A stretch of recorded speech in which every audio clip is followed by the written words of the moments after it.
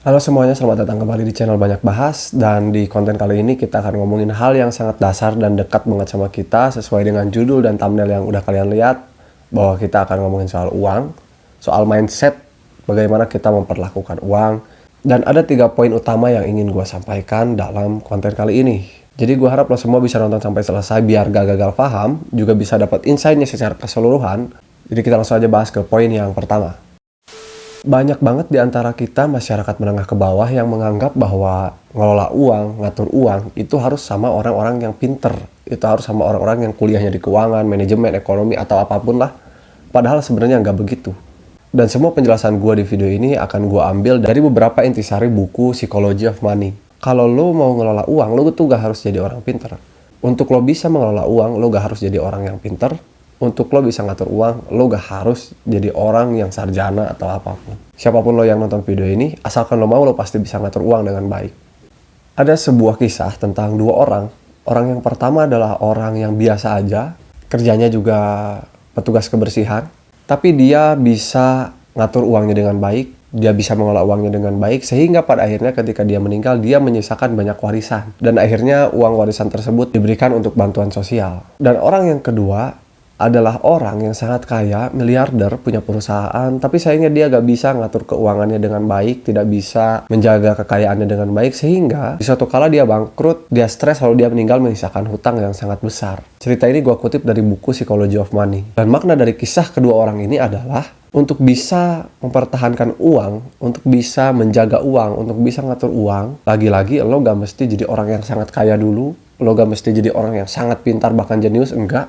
Siapapun bisa, karena pada prinsipnya bukan soal pintar atau enggak, tapi soal gimana lo memperlakukan uang, karena uang ini adalah energi. Ketika lo bisa memperlakukan uang dengan baik, maka timbal baliknya pun akan baik.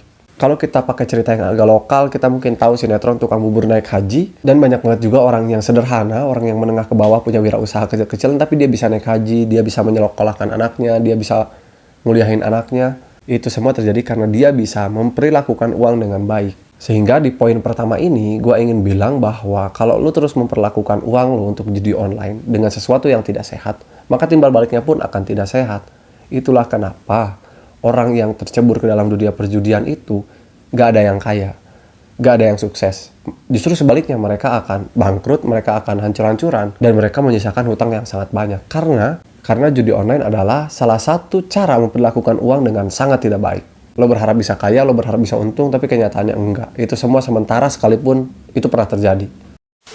Di poin selanjutnya, sebenarnya sangat wajar banget buat kita semua, apalagi kita ini golongan menengah, untuk merasa iri dan terpengaruh gara-gara orang lain lebih berada. Orang lain uangnya lebih banyak, kekayaannya mungkin tampak lebih besar dibandingkan punya kita.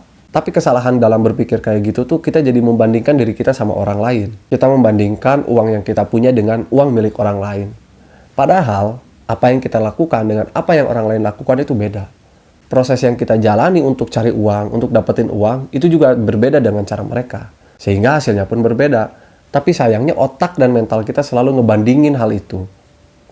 Kita ngerasa orang lain lebih besar, kita ngerasa orang lain lebih banyak. Dan itu juga gak akan pernah ada ujungnya. Lalu soal mindset bahwa uang itu bisa memberi kita kebahagiaan. Mungkin sebagian benar. Ketika kita punya uang, kita merasa lebih senang dan kita merasa lebih aman karena ya kita punya uang, bisa lakuin apa aja. Tapi kadang kita lupa bahwa sebetulnya semua sumber kebahagiaan itu nggak semua berasal dari uang.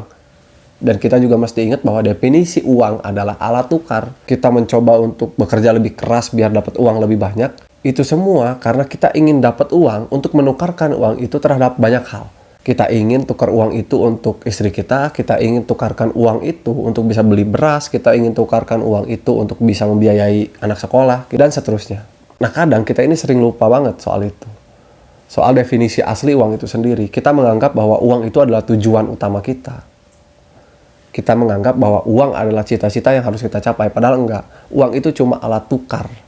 Dan banyak banget di dunia ini yang tidak bisa ditukarkan dengan uang. Salah satunya ya kebahagiaan. Uang hanya mempermudah jalan kita untuk mencapai kebahagiaan. Uang hanya salah satu indikator kita mencapai kesuksesan. Meskipun gak sepenuhnya soal uang. Dan ketika kita kerja keras cari uang, kita mungkin bisa banyak banget lihat contoh bahwa ada orang yang kerjanya dari pagi sampai sore. Bahkan ada orang yang kerjanya dari subuh sampai ke subuh lagi, tapi uang yang dia dapatkan mungkin tidak sebanding dengan tenaga yang dia keluarkan. Dan sebaliknya, ada orang yang cuma di sosmed ngelakuin hal-hal yang gak jelas, tapi keuntungan mereka besar. Dan itulah kenyataan bahwa memang di dunia sekarang, untuk cari uang tuh banyak banget caranya. Termasuk menjual kesedihan, terus memamerkan kekayaan, itu juga demi dia dapat uang lagi. Dan sayangnya, ketika kita ngejar uang habis-habisan, kita kerja dari subuh sampai subuh, dan kadang uang itu gak setimpal, kenyataannya uang juga gak akan ada habisnya ketika kita kejar-kejar. Dan ketika kita membandingkan diri kita dengan orang lain, bahkan yang kekayaannya mungkin sedikit lebih tinggi daripada kita jadi stres karena mindset kita soal uang salah. Setelah kita tahu bahwa poin utama, uang itu harus diperlakukan dengan baik dan kita nggak harus nunggu kita harus pintar, kita harus sekolah tinggi untuk bisa memperlakukan uang dengan baik. Yang kedua, kita harus berhenti membandingkan diri kita dengan orang lain perihal uang atau kekayaan. Dan yang ketiga, yang seringkali kita lupa dan seringkali salah kaprah soal uang adalah kita gak biasa merencanakan uang itu. Gua, lo, dan banyak orang di dunia ini juga beda-beda. Ada yang memang terbiasa untuk merencanakan uangnya per bulan. Ada yang gak pernah bahkan. Semua tergantung pada situasi dan kondisi masing-masing. Ada banyak orang mungkin yang kebutuhannya tidak tercukupi. Ada banyak orang yang kebutuhannya ya cukup-cukup aja. Ada orang yang merasa bahwa kebutuhannya sedikit dan pendapatan dia lebih banyak. Tapi dengan situasi dan kondisi apapun, kita harus selalu tahu dan kita harus sedikit merencanakan uang kita mau kemana. Karena sebenarnya dari tiap bulan ke bulannya ada hal yang bisa dihitung dengan rinci. Kita makan berapa kali sehari, kita beli rokok berapa kali, sehingga pada akhirnya kita bisa ambil keputusan juga dengan matang. Nah kadang, orang-orang di Indonesia kayak kita-kita ini berpikir gimana nanti. Padahal urusan soal uang ini nggak bisa gimana nanti. Kita harus selalu punya rencana. Minimal rencana-rencana yang basic. Berapa kali lo makan dalam sehari, berapa kali lo beli rokok, berapa tanggungan lo, sehingga lo bisa hitung. Minimal gue punya uang berapa. Dan akhirnya kita juga bisa tahu, kita harus bekerja sekeras apa, kita harus menghasilkan uang berapa minimal per bulannya. Dan ketika misalkan terjadi sesuatu yang ekstrim, kita sakit atau apapun, kita juga punya alternatif. Ketika kita udah punya rencana dengan baik. Karena kita tahu bahwa anggaran per bulan kita tuh berapa buat makan dan kebutuhan dasar lainnya, kita tahu untuk menutupi itu tuh dari yang mana lagi. Dengan minjem kah? Dengan jual aset kah? Banyak cara lah yang bisa dilakukan ketika kita merencanakan sesuatu. Nah sayangnya ya kita jarang banget ngerencanain soal itu. Sehingga saran dan ajakan dari gua adalah mulai merencanakan sesuatu. Mulai merencanakan uang dengan baik, minimal kebutuhan dasarnya lo tahu angkanya berapa. Semoga lo bisa mengambil insight yang ada dalam video ini dan obrolan gua. Dan kita juga bisa diskusi soal keuangan apapun di kolom komentar. Gimana kondisinya yang terjadi dalam diri lo. Karena sekali lagi situasi dan kondisi memungkinkan rencana yang berbeda. Lalu di beberapa detik terakhir video ini gue ingin merekomendasikan video lainnya dari channel ini yang mungkin bisa bermanfaat buat lo. Jadi lo tinggal cek aja biar tahu apakah video ini bisa bermanfaat atau enggak. So thank you banget. See ya.